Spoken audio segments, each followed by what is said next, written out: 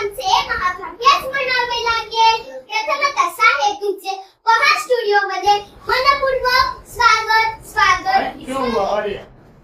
चला आता आपण मुलाखतीकडे वळूया. सोपे प्रश्न विचारा. आपले नाव काय? माझं नाव देवेंद्र सरिता देवादाराव फडणवीस. सर आपल्या प्रवासाची सुरुवात कशी झाली? या प्रवासाची सुरुवात ही एक विद्यार्थी चळवळीतून झाली. ते मागे विद्यार्थी परिषदेमध्ये विद्यार्थ्यांच्या प्रश्न सोडत मी इकडे आलो. आपल्या सामाजिक कामात कोणती मोठी आव्हाने आली आणि त्यातून आपण कसे मार्ग काढले? याही सामाजिक कोणात आव्हान असतातच. जेव्हा तुम्ही समाजात आता काहीतरी करायचं असतं त्यावेळी प्रत्येक ठिकाणी ती व्यवस्था असते ती आपल्याला बदलावी लागते. व्यवस्था बदलताना त्याच्यामध्ये अडीअडचणी येतात. पण आपल्यासमोर किती मोठे आदर्श आहेत. छत्रपती शिवाजी महाराजांचा आदर्श आहे की ते स्वराज्याची स्थापना केली.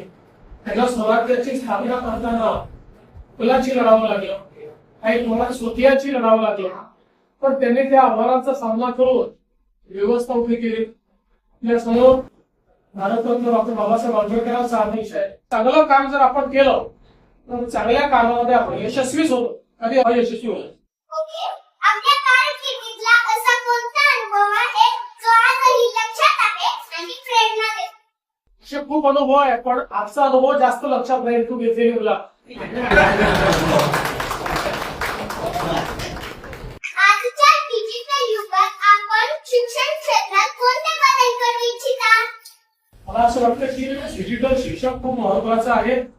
आणि आज या शाळेमध्येच एक अतिशय सुंदर डिजिटल लॅबचं उद्घाटन केलं की इंटरॅक्टिव्ह आहे. त्याच्यामध्ये विषय देखील आपल्याला श्राव्य माध्यमातून पाहायला मिळतो.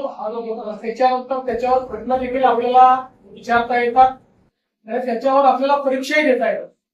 मला असं वाटतं की आता डिजिटल युगामध्ये डिजिटल शिक्षण हे अत्यंत महत्वाचं आहे.